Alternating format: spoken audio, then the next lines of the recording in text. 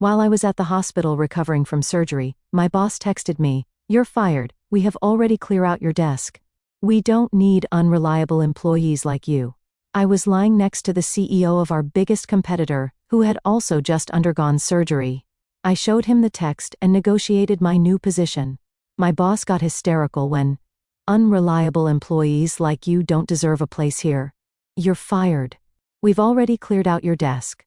The words glowed on my phone screen, cruel and sharp as a scalpel.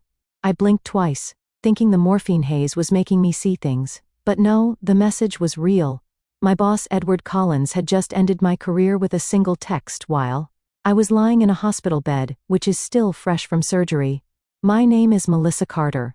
I'm 36 years old, and until that moment, I was Senior Client Director at Holster Analytics, a Chicago-based financial consulting firm.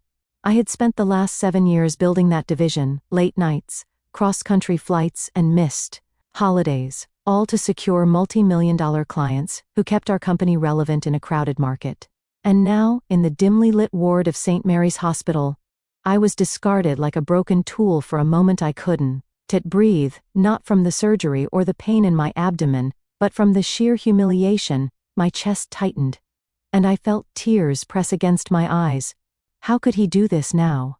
When I was most vulnerable, my family was in the waiting room, worried sick. My body was fragile, and Edward had chosen this exact moment to cut me off. I was about to turn the screen face down when I heard a low chuckle from the bed beside me.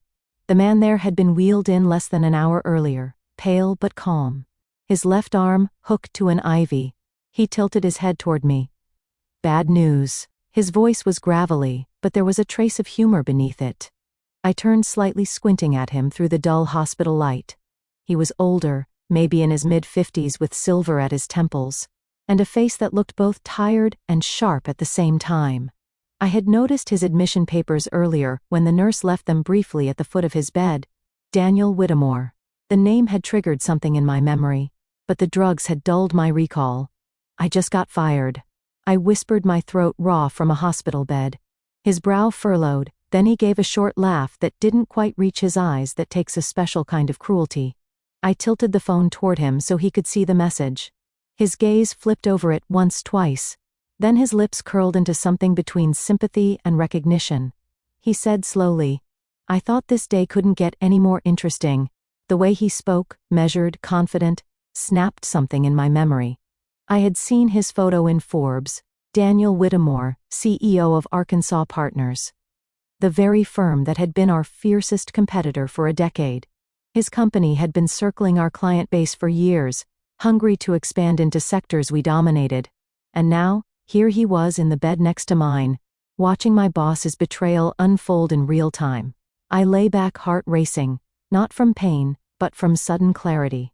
Edward had always been paranoid about Arkansas poaching his talent. He constantly reminded us that loyalty was non-negotiable. He had accused me more than once of being too friendly with rival executives at industry events. And yet, in his arrogance, he had handed me on a silver platter to the very man he feared most. "Looks like your company doesn't value you," Daniel said, his eyes steady on mine. "But I suspect your clients might feel differently."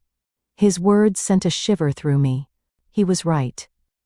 Over the past 7 years, I had cultivated relationships with some of the most demanding corporate clients in North America. Relationships built on trust, long nights, and countless sacrifices. Edward thought he could simply erase me from those accounts, but he didn't understand the difference between contracts and loyalty. Pressed my lips together, replaying the message in my mind. "Unreliable employees like you." Edward knew exactly what he was doing. He wanted to brand me as weak, incapable, replaceable. Thought firing me in a hospital bed would keep me silent, humiliated, too broken to fight back. But instead, something inside me hardened. Pity I'd felt for myself moments earlier was gone. In its place, a colder, sharper determination took root. Daniel was still watching me, waiting for my response.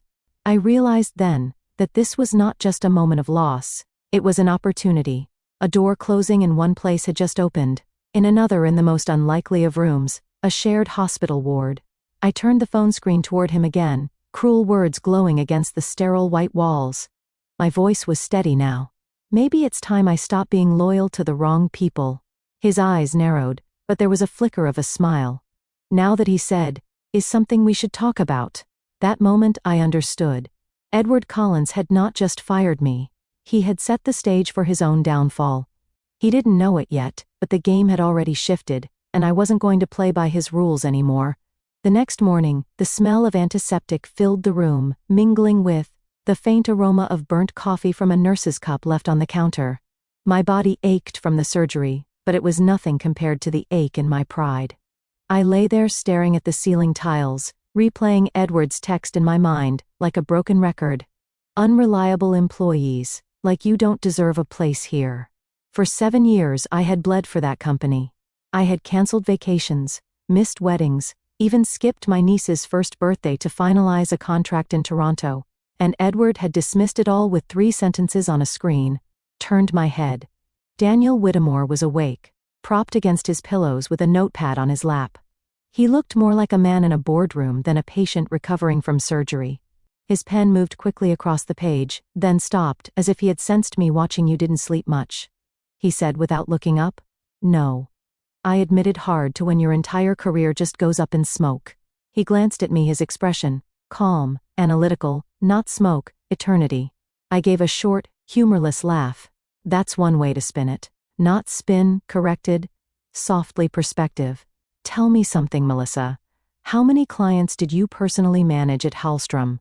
The question caught me off guard directly. 9 major accounts, indirectly. 25, maybe 30. And how much revenue do those accounts represent? I hesitated. This was the kind of information Edward would kill me for sharing. Then again, Edward had already discarded me. What loyalty did I owe him now? "About 45 million annually?" I said. Daniel's eyebrow arched just slightly. "And they trusted you." I thought of late-night calls with CFOs panicking over deadlines. The quiet thanks from executives after I solved crises that could have cost them millions. Trust wasn't even the right word. Many of them had built their expansion plans around my advice, trusted me. I said firmly. Daniel set his pen down and leaned back.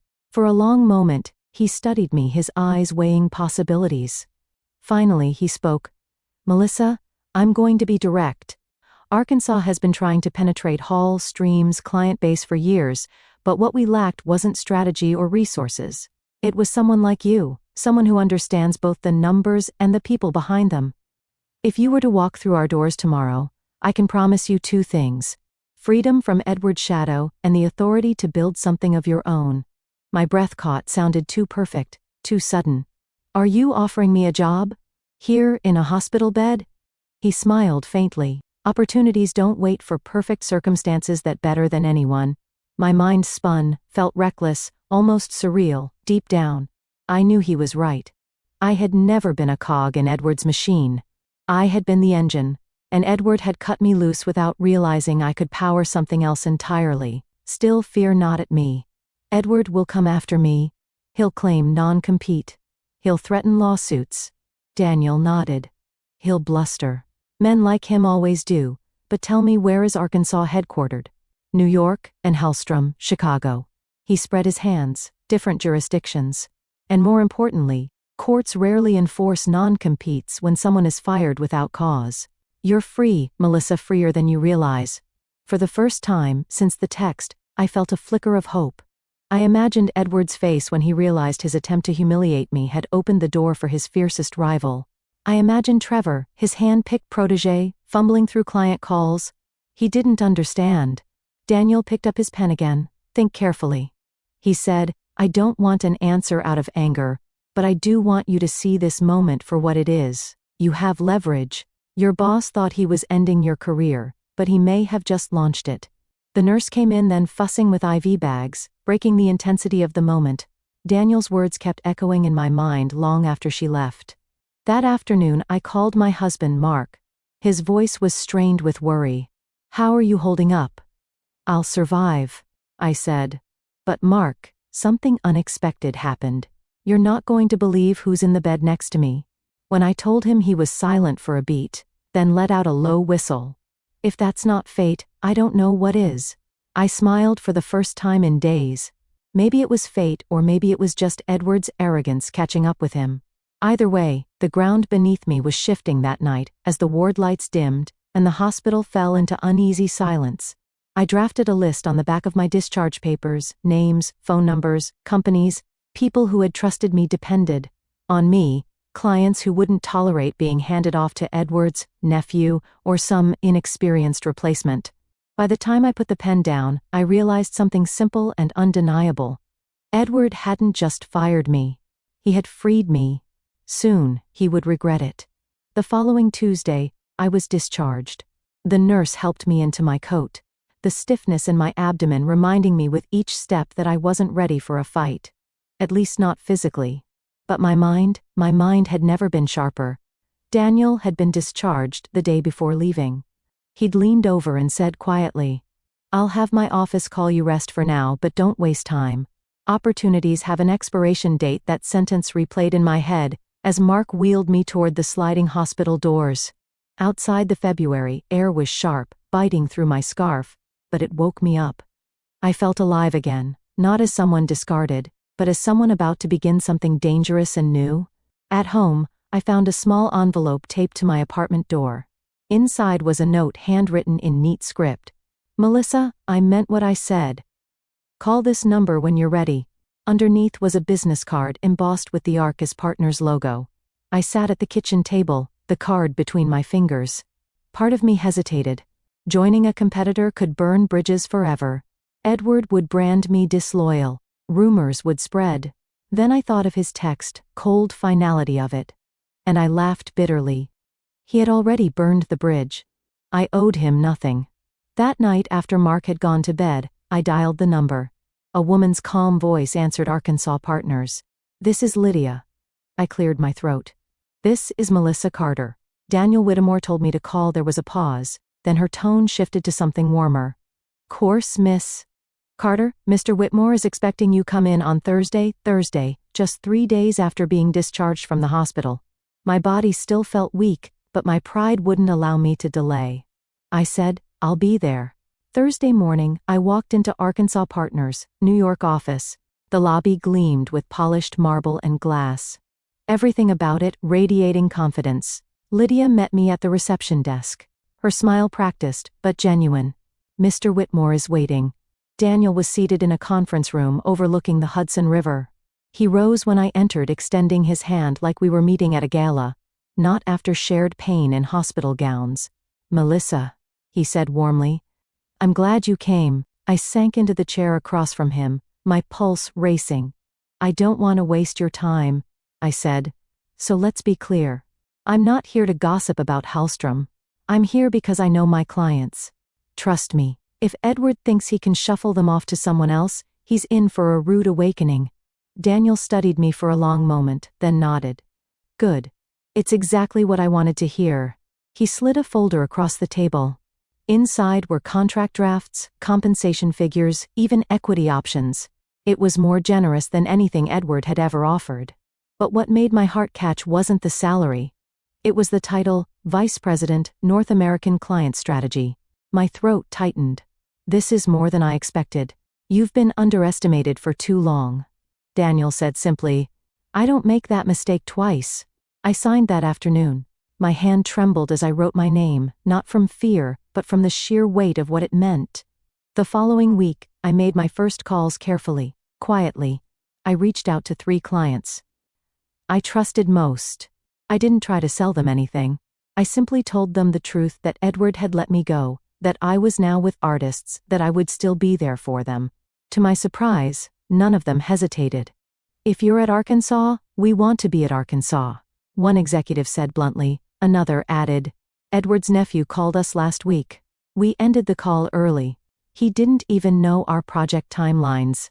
By the end of the week, 2 firms had formally requested contract discussions with Arkansas. Nothing signed yet. The momentum had begun. Edward must have sent something. On Friday afternoon, my phone buzzed with a number I hadn't seen in days. Against my better judgment, I answered. "Melissa." His voice was clipped, rushed. "I hear you've been making calls. Is that true?" I let the silence stretch just long enough to make him uncomfortable. "Edward, you fired me." You told me I was unreliable. What did you think I do? Crawl into a hole. You're jeopardizing everything we built, he snapped. No, Edward, I said, tone steady, you jeopardized it. When you fired the person your clients trusted most. I'm just giving them options. His breathing grew sharp, almost panicked. This is a mistake. You'll regret this. I ended the call without replying for the first time in years. His words didn't scare me. That night, as I sat at my kitchen table with the contract folder from Arkansas open beside me, I realized something. Edward thought he'd cut me loose, but really he'd handed me leverage he could never take back. The first cracks were showing. Once clients started to move, there would be no stopping the collapse. By the time I settled into ARC, as I had a badge, a corner desk, and a stack of papers waiting for me in legal. No handshakes, no grand speeches, just a quiet conference room, a pot of coffee, and Arkansas General Counsel, Priya Cap. Or I'm here to keep you safe, she said, folding her hands. Ground rules. You bring no documents from Hallstrom. You share nothing proprietary. You work from memory and public information only. If a client calls you, we take the call.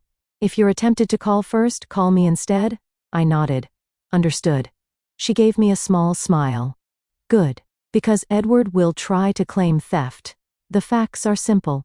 You were fired without cause. Your relationships are human capital, not company property. That distinction matters. It felt like a shield. For the first time, since the hospital, I wasn't reacting. I was preparing. We prioritized.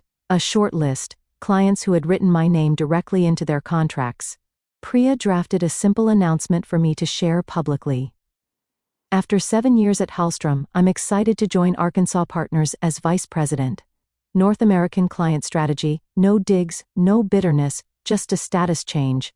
When I posted it, the response came quickly. The first call was from Angela Chang at North River Manufacturing. Melissa, I just saw your update. We were told you needed extended leave and wouldn't be on our account. Is that true?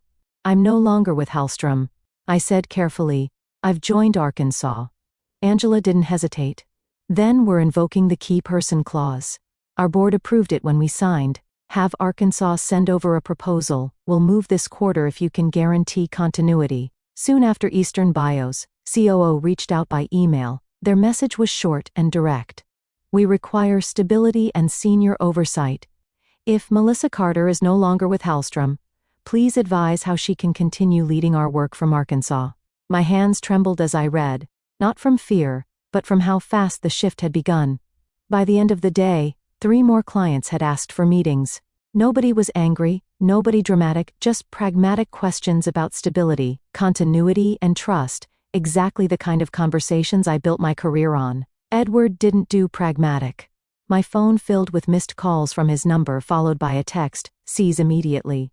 You are in violation of your non-solicit. Our counsel will be in touch." His attorney followed with a furious email. Priya drafted a reply that was calm and surgical. Our client was terminated without cause she has not solicited. Clients contacted her after a lawful announcement. Please direct future communications to counsel, no emotion, just precision. That evening my husband asked quietly, "Does he still scare you?" "He used to," I admitted. "Now I just feel finished with him." The next day, the first formal termination letter arrived. North River's legal team cited the key person clause and copied Arkansas. It wasn't emotional. It read like weather, facts, not feelings. Edward finally got me on the phone. His voice was brittle. "What are you doing? Can't move our book. This is theft. You fired me." Edward, clients are making their own choices. You think you can run to wait more and got what we built? I'll bury you in court. Then speak to Pryor, I said evenly. You won't survive this business. He snapped. People remember disloyalty, then they'll remember yours too. I hung up before he could finish. My hands shook, but not from fear. His power over me had evaporated. Soon after, Meridian Logistics requested a transition discussion. Their VP, Valentina Morales, was blunt. We were bounced between 2 junior analysts last week who couldn't answer basic questions. If you're leading at Arkansas, we'll follow. If not, we pause until we find someone who understands us. That night I got a call I didn't expect. From Dana Patel, Hallstrom, Senior Project Manager. Her voice was low, urgent. I shouldn't be doing this, but you need to know. Edward told it to forward your client inbox to his nephew. He had us reissue SOWs with your name removed. He's pushing unauthorized change orders to inflate revenue. My stomach sank. Dana, that's fraud. I know. I've documented everything. I'm not protecting him. Not after what he did to you. I warned her to be careful, but inside I felt something solidify. This wasn't just incompetence anymore. It was desperation. By the end of the week, Eastern Bio's termination letter landed, and Edward himself stormed Arkansas lobby demanding to see me. Daniel intercepted him calmly from the mezzanine. I watched as Edward raged. His face read his gestures wild. She's finished. He shouted, pointing up toward me. Hear me! Finished. Daniel didn't even raise his voice. You fired her in a hospital bed. Clients trust her, not you. They are choosing where to go. Security escorted Edward out. He twisted once to glare at me. His eyes glassy with something that looked almost like panic. Word spread quickly after that. Colleagues messaged me quietly asking what had really happened. I stuck to the truth. I had been terminated without cause. I was now with ARCS. Thing more? Nothing less. By the week's end, North River had signed with ARCS. Eastern BIOS Council approved our draft, and Meridian was preparing to transition. Edward's voicemails grew stranger, pleading 1 minute, threatening the next. I stopped listening to them. Then Dana called, again, emergency board meeting. Audit flagged unauthorized change orders. They're asking how we lost 3 anchor accounts in days. I looked out over the city. The skyline was the same, but I knew everything beneath it had shifted. He's going to unravel, Dana whispered. Be ready, I said. And for the first time, I truly believed it. 2 weeks later, I was back in Arkansas office, standing at the window overlooking the city. The skyline stretched endlessly, calm and indifferent. While my phone buzzed non-stop with updates from clients, lawyers, and colleagues, Hallstrom was crumbling. North River, Eastern Bio, and Meridian had all finalized their exits. 2 more contracts were in the process of being transferred. Each conversation felt the same, polite, pragmatic, but decisive. These weren't betrayals. They were corrections. Clients simply followed the trust they had built over years. Dana called. Again, her voice carried the weight of exhaustion. Edward is barely holding it together. The board demanded an explanation about the missing revenue. The auditors found emails where he backdated Trevor's employment records and approved unverified expenses. It's bad, Melissa. Really bad. I closed my eyes, letting her words sink in. This wasn't how I imagined things would end. A part of me thought Edward would claw his way back, or at least manage to land on his feet. But from what Dana described, he was cornered. Everyone knew it. The following Friday, word reached us officially. Edward Collins had been removed as CEO. The board cited loss of confidence in leadership and failure to protect client relationships. Trevor had resigned the same day, leaving behind a trail of panicked emails no one bothered to answer. That night, Mark poured us 2 glasses of wine in the kitchen. He raised his glass, but his expression was thoughtful rather than celebratory. You don't look happy, he said. I swirled the wine slowly, watching the reflection in the glass. I'm not sure happiness is the word. Relief. Maybe you beat him. Mark reminded me, he fired you at your lowest moment. And now where you are, I nodded, but I felt the truth annoying at me. Destroying someone else never truly feels like victory. It felt like cleaning up a mess that should never have been made. The next morning, I received a call from an unknown number. Against my better judgment, I answered. Melissa Edwards' voice was unrecognizable, hoarse, stripped of authority. They've ruined me. You've ruined me. I didn't speak. You could have walked away. He continued, his tone trembling between anger and despair. But you had to humiliate me. After everything I gave you, I finally answered, my voice quiet, but steady. You didn't give me anything, Edward. I earned it. You tried to take it away with a text message while I was lying in a hospital bed. It's not leadership. It's cowardice. For a moment, the line was silent, except for his unsteady breathing. Then he muttered almost to himself. Maybe you're right, and hung up. I stared at the phone for a long time. That was the last time I ever heard his voice. In the months that followed, artists grew faster than any of us expected. With the influx of new clients, we opened offices in Chicago and Dallas. Daniel kept his promise. He gave me autonomy, respect, and space to lead without constant interference. For the first time in my career, I wasn't fighting to be heard. I was simply doing the work, and the results spoke louder than any boardroom politics ever could. One evening, after a particularly long day, I walked into our apartment and found Mark cooking dinner. The smell of garlic and herbs filled the kitchen. He looked up and smiled. "So, Vice President Carter, how does it feel to be building something new?" I set my bag down. Slipping into the comfort of home feels different. Like it's finally mine. Not borrowed, not conditional. Kissed my forehead. "That's because you stopped giving loyalty to people who didn't deserve it." His words stuck with me. Loyalty. It had been both my strength and my downfall. I gave it freely, even to people who saw it as weakness. The truth was simple. Loyalty is powerful, only when it's mutual. When it becomes one-sided, it turns into chains. 6 months later, I received a message from Dana. "Just thought you'd like to know Edward's been blacklisted from 3 major firms. Nobody wants to touch him." Word spreads fast in this industry. I didn't reply right away. Instead, I looked around my new office at Arkansas, the glass walls, the hum of a growing team, the steady rhythm of work I actually believed in. Then I typed back, "Thank you for telling me. I hope you're doing well." I left it at that. When I think back to that hospital bed, to the text that ripped the ground out from under me, I realize now it wasn't the end. It was the beginning. Edward thought he was discarding me. What he really did was set me free. The message I carry from all of this is simple. Never let someone else decide your worth. Jobs, titles, companies can vanish in a moment. What remains is your work, your integrity, and the trust you build with people. Those are things no one can fire you from.